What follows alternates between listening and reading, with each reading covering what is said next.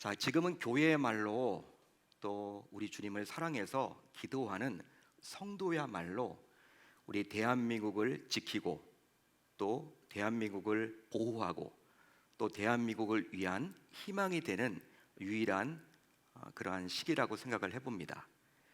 자, 어제 정말 놀랍게도 대법원에서 동성간 커플 사이에도 건강보험 피부양자 자격으로 인정해야 한다라는 판결이 내려졌어요.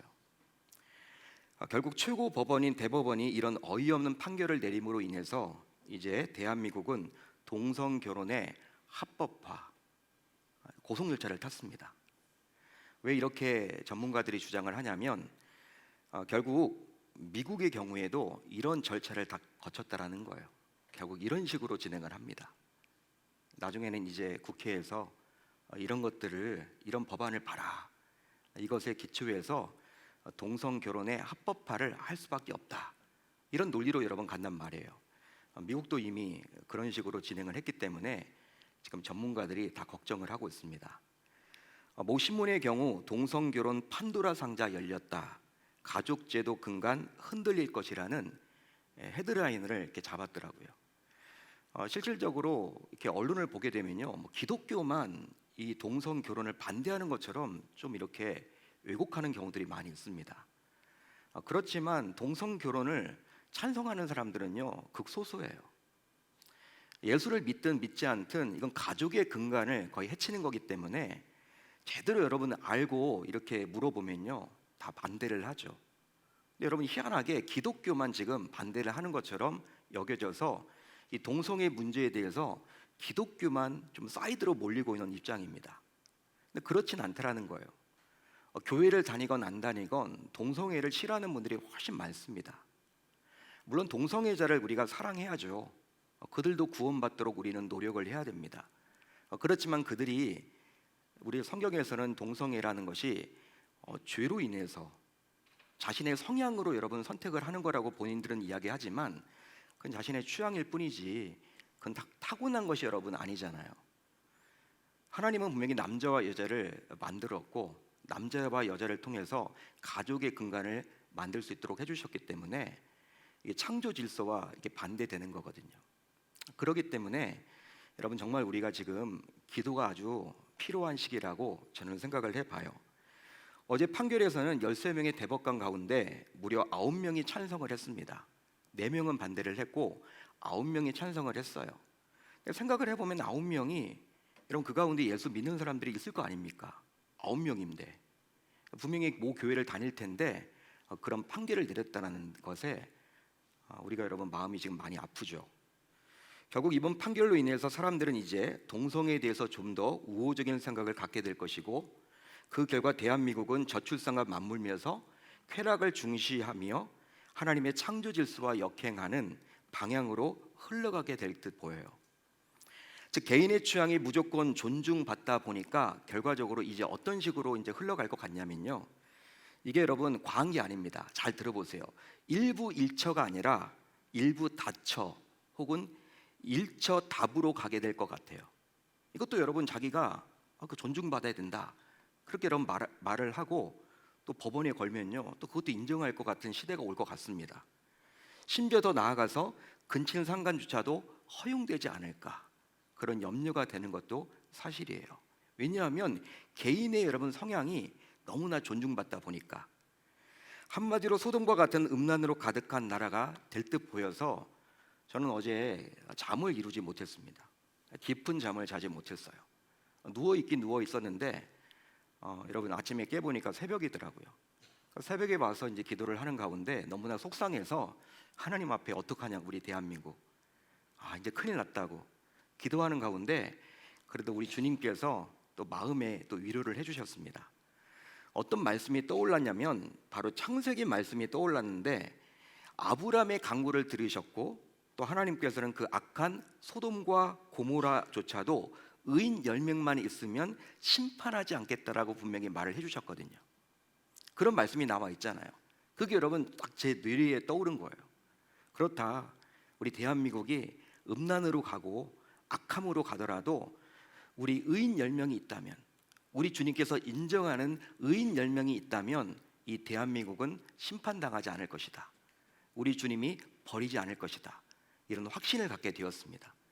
그러니까 새벽에 나와서 제가 힘을 얻고 돌아갔어요.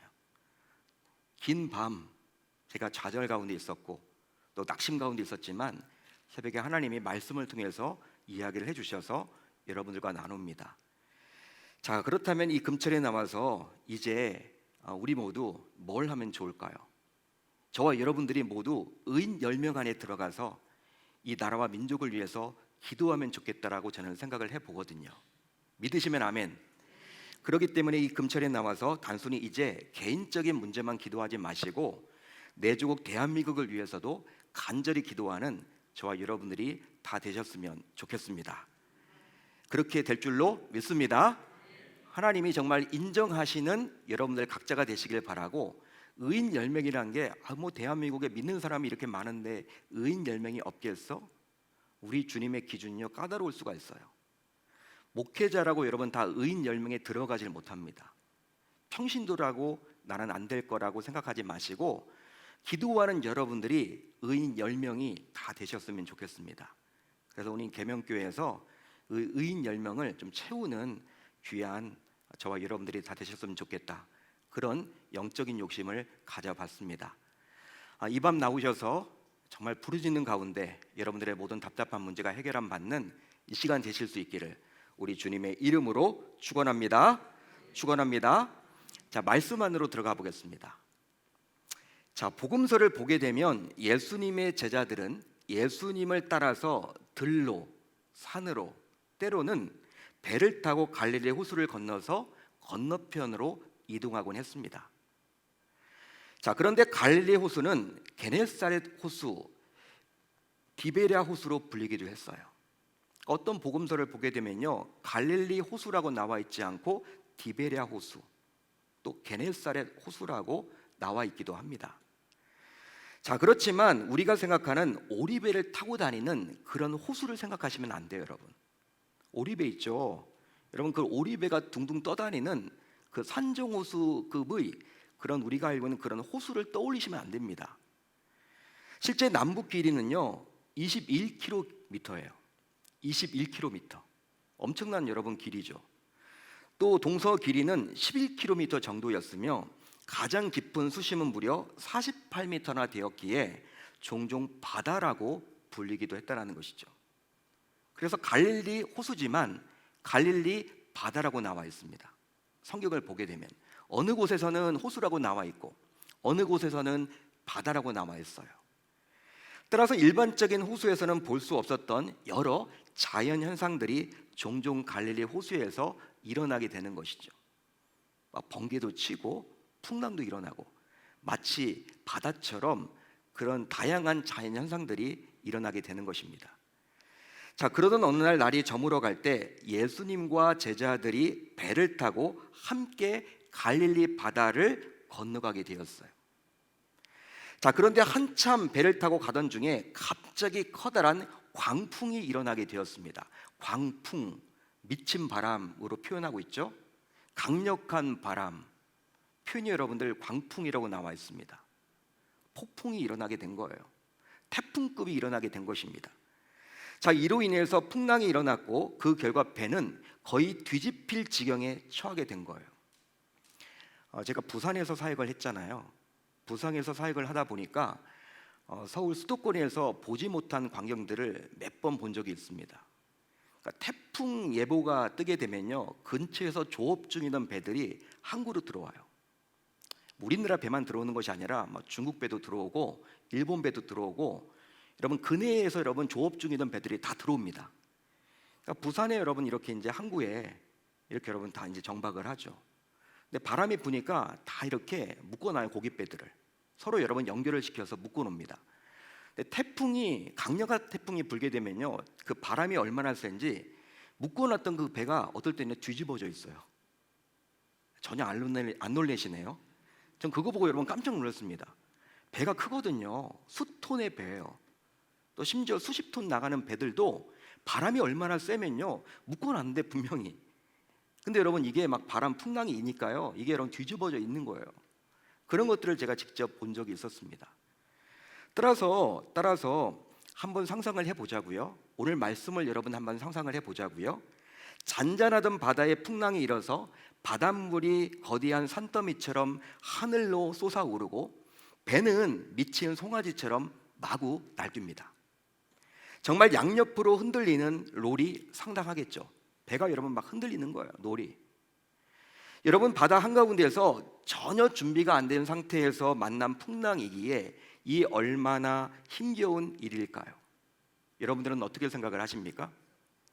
실제 이미 배 안은 밀려 들어온 바닷물로 홍수를 이루었기에 제자들은 모두 사투를 벌이면서 물을 퍼냈지만 시간이 지날수록 상황은 더욱더 악화가 되어 갔습니다. 자, 이런 때에 정신을 가다듬었던 제자들은 이제 배 안에서 주무시는 예수님을 생각해낸 거예요. 떠올린 거예요. 그리고 누구라 할 것 없이 일제히 달려가서 예수님을 깨우며 자신들을 살려달라고 애원을 합니다. 선생님, 우리가 죽게 된 것을 모르지 않지 않습니까? 다 알고 계시지 않습니까? 어서 빨리 우리를 구원해 주세요. 구해 주세요. 선생님이 이렇게 주무시면 안 됩니다. 다 이미 알고 계시잖아요. 저희들 지금 다 죽을 것 같아요. 빨리 우리를 구원해 주세요. 그 순간 배 안에 있던 모든 제자들의 시선이 예수님께로 향하게 됩니다. 하지만 이와 같은 어수선한 상황에서도 예수님께서는 그 어떤 말도 하지 않은 채 뱃머리로 몇 걸음 다가가더니 마치 사람을 꾸짖듯이 이렇게 외쳐요. 바다야 잠잠하라 고요하라. 바다야 잠잠하라 고요하라. 자, 그런데 정말 놀라운 일이 벌어집니다. 놀라운 일이 벌어졌어요. 바로 그렇게 제자들을 죽일 것처럼 달려들었던 겉된 바람이 즉시 그쳤고 그 결과 바다는 언제 그리나는 식으로 고요하게 되었습니다. 한마디로 정말 믿을 수 없는 일이 일어나게 된 것이죠. 할렐루야, 할렐루야. 예수님의 그 말 한마디로 인해서 그렇게 제자들을 달려들었던 그 폭풍이 사라지게 된 거예요. 언제 그리냐는 식으로. 자, 이제 다시 배 안으로 고개를 돌렸던 예수님께서는 제자들을 향해서 다음과 같이 큰 소리로 꾸짖기 시작합니다. 자, 오늘 말씀 40절 하반절을 볼까요? 우리 한번 같이 한번 읽어봅니다. 시작. 어찌하여 이렇게 무서워하느냐? 너희가 어찌 믿음이 없느냐? 여러분, 이런 상황에 접하게 된다면 두려워하지 않을 사람이 과연 어느 누가 있겠습니까? 실제로 당시 제자들은 거센 파도와 생사를 걸고 싸웠어요. 따라서 단일 1분 앞도 예측할 수 없는 절박한 상황 속에서 제자들은 어찌 두려워하지 않을 수 있단 말입니까? 더군다나 한낮도 아니고 이미 날이 저물어서 깜깜한 밤중에 이런 일을 만났으니 제 아무리 바다에서 오랫동안 잔뼈가 굵었던 어부라 하더라도 시간이 흐를수록 겁이 나겠죠. 낮도 아닙니다, 여러분. 한밤중이에요. 캄캄합니다. 그런지 그들이 예수님께 살려달라고 요청한 것은 어떤 의미에서 볼 때는요, 지극히 당연한 거예요. 한편 배 안에 있던 제자들이 그리 두려워하며 소리를 지르고 있을 때, 자, 그렇다면 예수님은 과연 뭘 하고 계셨습니까? 여러분, 예수님은 뭘 하고 계셨어요? 솔직히 그냥 평안하게 주무실 수 있었을까요?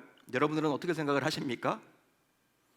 하지만 마가는 예수님께서 배의 선미에서, 오늘 말씀을 보게 되면 고물이라고 나와 있죠.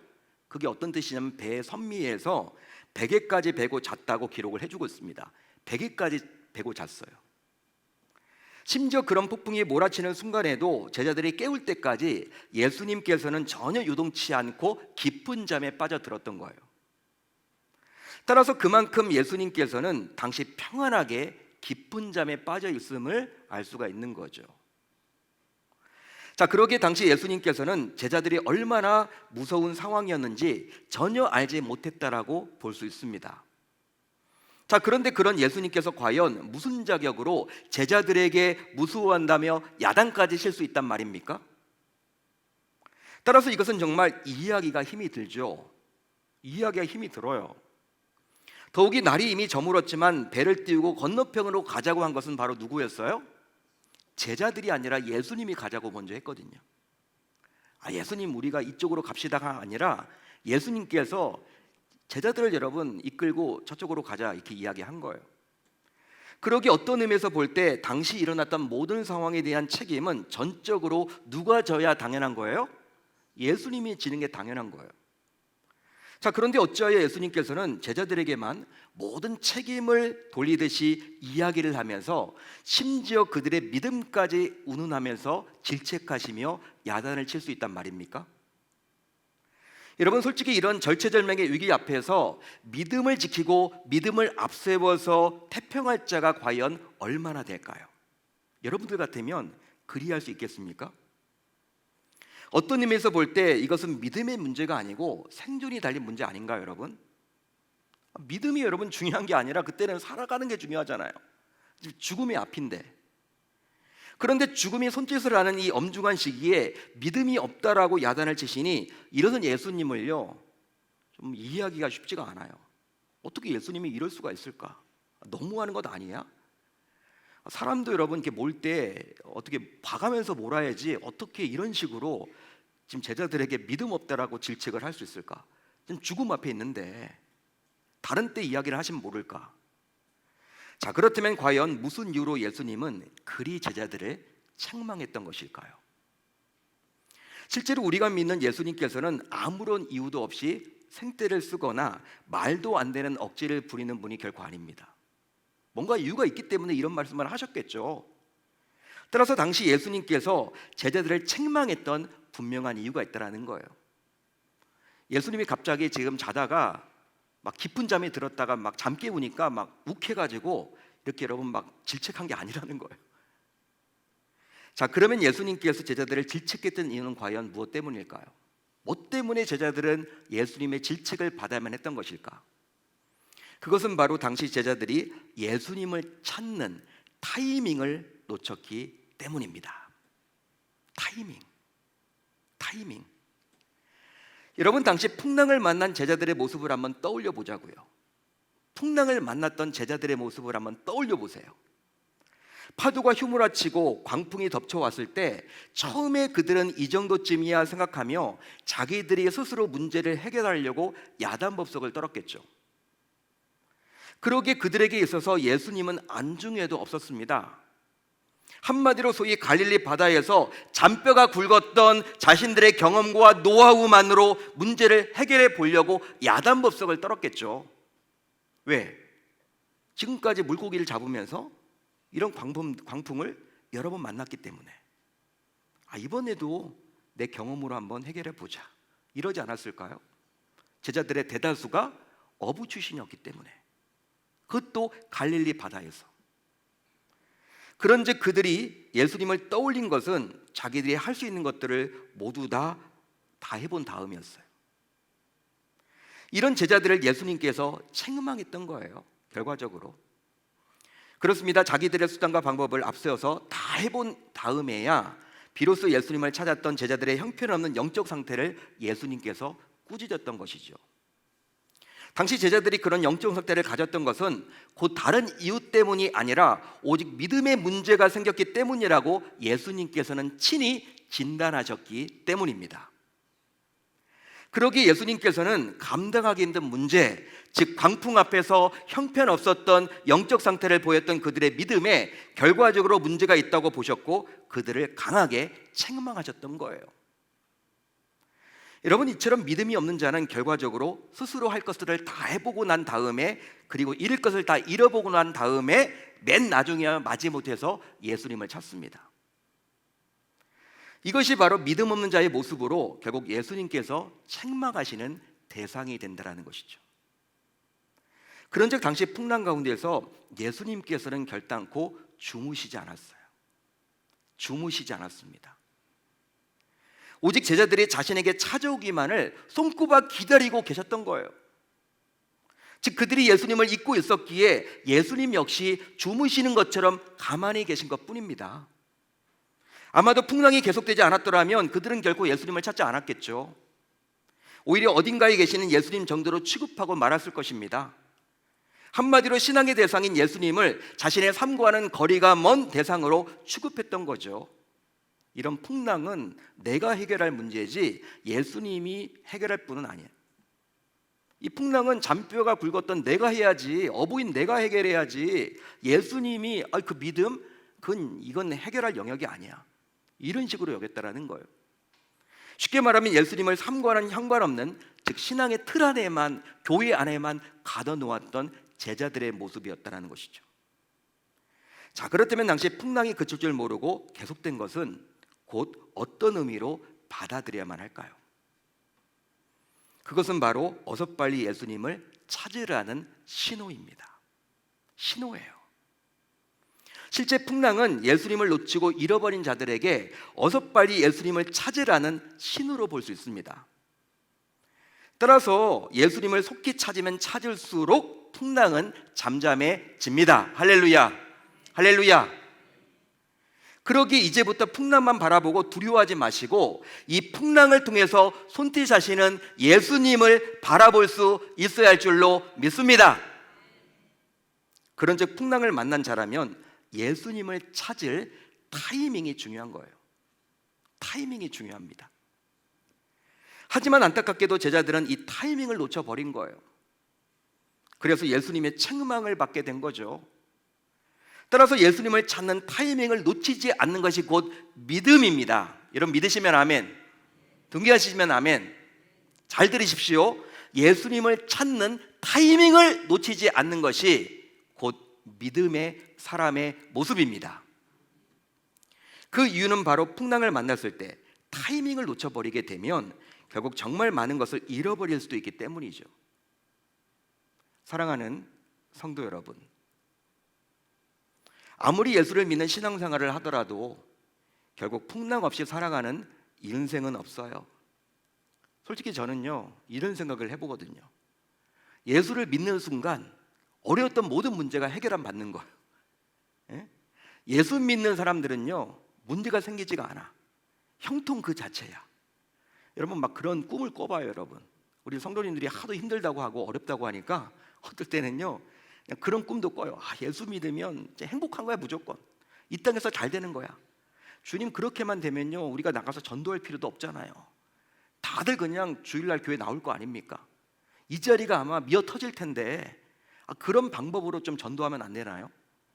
여러분 이렇게 하도 답답하니까, 성도들이 힘들다고 하니까 여러분 제가 그런 꿈도 꿔보고 그런 생각도 가져봐요. 여러분, 하지만 어떻습니까? 현실은 오히려 예수를 믿음으로 예수를 믿지 않으면 겪지 않아도 될 문제까지도 만나게 되는 것이 우리의 사실이죠. 형편이죠. 그러니까 예수를 믿지 않으면요 만나지 않을 부분도 있거든요. 근데 그런 것까지도 만나는 게 저와 여러분들의 모습이에요. 따라서 당시 예수의 제자들이 풍랑을 만났듯이 예수를 믿는 저와 여러분들 역시 삶을 살면서 각종 시련을 겪게 됩니다. 하지만 아무리 신자를 하더라도 되도록 풍랑을 만나지 않으면 좋겠다라고 기대하며 심지어 풍랑 속에서도 좌절하거나 탄식하기도 하죠. 그게 바로 저와 여러분들의 모습 아닌가요? 여러분들은 어떻습니까? 그 이유는 바로 인생의 풍랑은 사전에 예고하지 않고 찾아오기 때문이에요. 그게 문제예요, 여러분. 그러니까 우리가 피하고 싶은 거죠. 여러분 예상이 되면요 우리가 피할 방법이 있잖아요. 어떻게 여러분 해보겠는데, 인생의 풍랑은요 예고 없이 찾아와요. 오늘 말씀에 나와 있듯이 풍랑이 갑자기 일어났듯이, 그러기에 시간과 장소 그리고 상황을 가리지 않고 풍랑이 찾아옵니다. 따라서 지금 고요하고 평안하다고 마음을 놓아서는 결단코 아니 돼요. 또 지난번에 풍랑을 이겨냈다고 안심해서도 아니 됩니다. 그 이유는 바로 무엇이냐면 언제든지 또 다른 풍랑이 몰아닥치기 때문에. 이것은 무엇과 같냐면요 태풍을 보냈어요. 겨우 태풍을 보냈는데 또 다른 태풍이 막 올라오는 것처럼 우리 인생의 풍랑도 그렇다라는 것이죠. 또 있습니다. 인생의 풍랑이 힘든 것은 무엇이냐면요 이겨내는 것이 결코 쉽지 않기 때문이에요. 풍랑이 무서운 것은 바로 인간의 힘으로는 어찌할 수 없기 때문이죠. 감당하기 힘들기 때문이에요. 그러기에 풍랑이 밀려왔을 때 때로는 가만히 당할 수밖에 없습니다. 그래서 우리는 이런 현상을 극복할 수 있는 길을 반드시 찾아야만 하는 것이죠. 자, 그렇다면 인생의 풍랑을 이겨낼 수 있는 길은 과연 어디에 있을까요? 바로 예수님을 찾는 타이밍을 놓치지 않아야만 합니다. 믿으시면 아멘. 실제로 풍랑을 만났을 때 가장 먼저 예수님을 찾으셔야만 해요. 가장 먼저. 하지만 만약 풍랑을 만났음에도 예수를 찾는 타이밍을 놓치게 되면 나중에는요, 어떤 일이 벌어져요? 문제가 커져서 결국 수습하기가 정말 어려워져요. 그러기 이 말씀을 듣는 신자인 우리 모두 이제 인생의 감당하기 힘든 풍랑을 만났거나 혹은 지금은 평안하더라도 내일 풍랑을 만날 수도 있음을 기억하며 다음과 같이 결단을 한번 해보았으면 좋겠습니다. 이제 어떤 결단을 하면 좋겠느냐? 우선 예수님을 찾는 것이 곧 믿음임을 기억해 봅시다. 예수님을 찾는 것이 곧 믿음임을 기억해 봅시다. 신자의 믿음은 교회 안에서만 통용되는 것이 아니라 교회 밖에서, 즉 삶의 현장에서도 동일하게 통용되는 거예요. 따라서 삶에서 문제가 생길 때마다 가장 먼저 예수님을 찾는 것이 곧 믿음이라는 사실을 기억하고 이제 믿음으로 삶의 각종 문제를 해결할 수 있어야만 하는 것입니다. 할렐루야, 할렐루야. 하지만 안타깝게도 믿음이 없는 자는 어떻습니까? 자기의 방법과 자기의 상식과 자기의 경험을 앞세우며 결코 예수님을 먼저 찾지 않아요. 아니, 생각하더라도 가장 나중에야 마지못해서 그냥 찾습니다. 마지못해서 해보고 난 다음에 예수님 찾는다라는 거예요. 가장 끝에, 끄트머리에. 따라서 오직 믿음으로 예수를 우선적으로 찾는 자가 곧 믿음의 사람임을 이 시간 기억하고 이제 인생에서 어떠한 풍랑을 만나더라도 예수를 찾는 적당한 타이밍을 놓쳐서는 아니 될 줄로 믿습니다. 믿습니다. 다음으로 예수님께 구해야 결국 문제가 해결됨을 기억해 봅시다. 예수님께 구해야 결과적으로 문제가 해결됨을 기억해 봅시다. 예수님은 지금도 기다리세요. 지금도 기다리십니다. 즉 우리가 풍랑을 만났을 때 예수님께서는 자신에게 구원해 주기를 요청하기를 기다리고 계세요. 결과적으로 우리가 예수님께 구하면 결국 예수님께서는 어떤 일을 하세요? 바람과 파도를 꾸짖어 잠잠하게 해 주십니다. 할렐루야, 할렐루야. 따라서 지금 삶에 몰아닥친 풍랑 가운데 있다면 더 이상 우리 모두 풍랑만 바라보며 염려하고 두려워하지 마시고 풍랑을 이기는 힘은 오직 예수님께 달려있음을 기억하사 예수님을 향해서 소리를 지르며 부르짖어야 할 줄로 믿습니다. 믿습니다. 여러분, 지금 저와 여러분들은 불타는 금요일 밤, 사상적으로 이 불금이라고 보통 이야기하죠. 불타는 금요일 밤, 다른 데 가지 않고 주님을 사랑하기에 주님을 만날 타이밍이라고 여겼기 때문에 이 예배당에 나와서 지금 부르짖고 기도하려고 여러분들이 준비하고 있어요. 또 말씀을 듣고 있습니다. 지금이 바로 예수님을 찾아야 할 타이밍임을 저와 여러분들은 알기에 이 자리에 나왔어요. 실제로 삶을 살아갈 때 중요한 것이 있다면요, 그것은 바로 타이밍을 놓치지 않고 살아가는 거예요. 제가 생각을 해보니까 그렇더라고요. 모든 게 다 타이밍이 있습니다. 공부할 타이밍이 있습니까? 없습니까? 말씀을 해보세요. 공부할 타이밍이 있어요? 없어요? 있어요. 여러분, 공부할 때는 공부를 해야 돼요. 그 타이밍 놓치면요 나중에 후회해봤자 아무 소용이 없어. 안 돼요. 여러분, 공부할 타이밍이 있는 거예요. 취직할 타이밍이 있습니까? 없습니까? 있어요.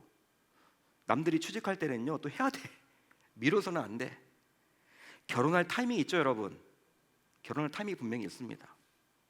결혼할 타이밍을 놓치게 되면요 아주 늦은 나이에 하거나 나중에 여러분들은 정말 이제 할 수가 없을 수도 있단 말이에요. 이직할 타이밍도 있고요, 이사할 타이밍도 있고, 운동할 타이밍도 있고, 병원에 가야 할 타이밍도 있고, 교회의 다음 세대를 살려야 할 타이밍도 있어요. 심지어 건물 하나를 짓더라도 건축할 타이밍 등이 있습니다. 심지어 같은 암 진단을 받더라도 병원에서 조기에 치료할 타이밍을 잡게 되면 살 수 있지만 타이밍을 놓치게 되면 큰 고생을 하거나 심지어 생명을 잃을 수도 있다는 거예요. 여러분, 암 진단을 받더라도 빨리 받으면요 그 타이밍 놓치지 않으면 살아요. 타이밍을 놓쳐버리면요 가망이 없는 거예요. 타이밍이 중요해. 뭐든지. 따라서 이 말씀을 듣는 여러분들이 현재 삶의 풍랑 속에 있다면, 그 스스로 감당하기 힘든 문제를 만났다면 지금이 바로 예수님을 찾아야 할 타이밍임을 기억하고 오늘 밤 우리 주님께 힘껏 부르짖고 돌아갈 수 있어야 할 줄로 믿습니다. 또 한편 감사하게도 비교적 평안한 삶을 보내고 있다면 그 평안한 삶에 취하지 마시고 항상 영적으로 민감하게 깨어서 곧 닥칠 풍랑 속에서도 즉각 예수님을 찾을 수 있도록 평상시부터 예수님을 찾는 훈련을 열심히 해 나가야 할 줄로 믿습니다.